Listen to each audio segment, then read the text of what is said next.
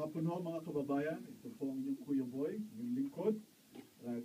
Mabati sa inyo. Salamat sa pakikinig sa aming programang Yamang Pangkinabukasan. Tuwing Sabado, alauna ng hapon. Itong programang to, nagbibigay kami ng libreng payo at kaalaman ng wastong pamamahala ng iyong kayamanan para sa ikaunlad ng inyong kinabukasan. You know, let's talk about life in general. Before that, we go, hey, Canada won the first goal. I saw it Yeah. in the Moguls. That's And the fantastic. sisters won it. Justin and Chloe Lapont, if I'm not mistaken, they won gold and silver in the Moguls. Canada rocks. You know, I'm excited for the Olympics. You know, we should bring back more, and I love the support that the Canadians are standing by each other. And man, we're going to win a lot of medals. It's going to be a very exciting Olympics. And everybody out there, watch it because this is amazing. Yeah, and also this morning I saw Team Canada won the silver in the figure skating team event. I saw that, and the bronze in the slope style, snowboard event. But here we go. You know, let's talk about athletes. Let's talk about athletes in general. You know what I like about athletes? They don't make excuses. You know, they focus. They're zeroed in on what they want to do in their life. From very young age, they focus. They really know what they want. And when they get there, even if they're injured, they go in there and they participate. They go out there to win because winning is a way of life, a way of thinking. And, you know, coming back to our real life, how many of us used to have been athletics at one time? What did you used to play when you were younger in your days? I used to swim and play basketball. There you go. I played rugby. You know, I played all across Europe. I played it all across Asia.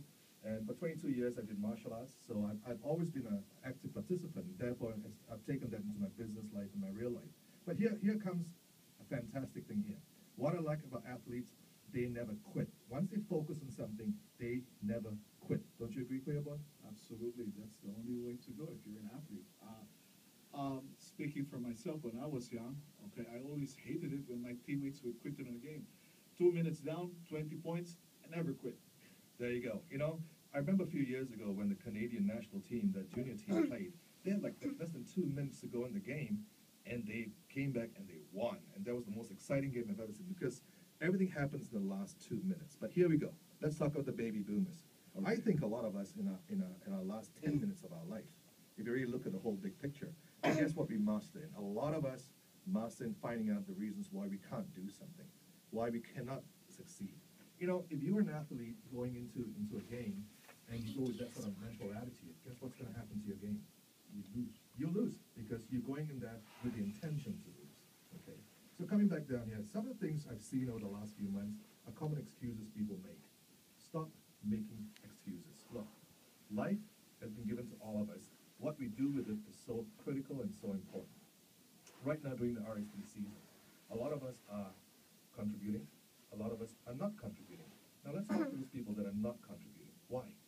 Ang pag-uusapan natin ngayong paksa tungkol bakit hindi tayo nating ginagamit ang RSP. Alam niyo ba na nagbigay ho ng pag-aaral at nalaman nila na sa mga Pilipino nandito ay wala pang halos 10% ang naglalagay, nagko-contribute sa RSP. So ngayon, pag-uusapan natin, ano-ano ba mga dahilan bakit hindi sumasali mga Filipino-Canadians ng RSP. So when you take a look at this, in the studio today again, we have our guest down here, Arvin Dudwell. Arvin, welcome to the studio, buddy. Thanks again for having me on the show, guys. Welcome back, Arvin. Looking forward every time. And you know, the unique thing with Arvin is the fact that we sat down here, we sort of share notes with people that we do work with, some of the clients coming to us. So Arvin, why are people not contributing to RSPs today? Well, some of the common excuses that we see why people are avoiding RSPs are, the main one is the government will cover the basics. I've heard that quite a bit. The government will take care of us. Have you heard that one before, sir? Yes, my father used to tell me that because back in Singapore, the government did. You know, how about you, Kuya? How about the Philippines like when you were younger? Would the government look after you guys? Unfortunately not. Sa aming mga Pilipino, surrender, lumaki tayo ng, kumbaga hindi tayo maasa sa gobyerno na alagaan tayo. Alam naman natin ang SSS sa atin ay hindi maaasahan at masyado maliit para sa ating pangangailangan. Ngayon na pumunta tayo dito sa Canada, may benepisyo tayo na tinutulungan tayo ng gobyerno ng Canada sa iba't ibang paraan. Pero ang totoo niyan, yung inaasahan yung pensyon na makukuha sa gobyerno ng Canada ay hindi sapat. It's just, I'm telling our listeners that we cannot just rely on the CPP or the pension plan of the government. Tama, Kuya Boy, tama. You know, look, let me tell you what. Arvin just said the government covers the basics. Let's talk about the basic stuff the government is covering right now. old age security amounts to roughly around $1,000 per month for your wife. That's it, $1,000 a month. Let me ask you a question, Arvin. You are a 22-year-old guy, very well to do in this industry. Congratulations to your success. But let me ask you a question. How long does $1,000 last you today in your life? Maybe half a day. I don't know. That's a lifestyle that I wish I was there. I'm a little too old for that. But- You drive a Lamborghini? Oh, not yet. I've seen this guy. He drives a beautiful car. I've seen I would say maybe about a week and a half, 2 weeks. About one paycheck to $1,000 left.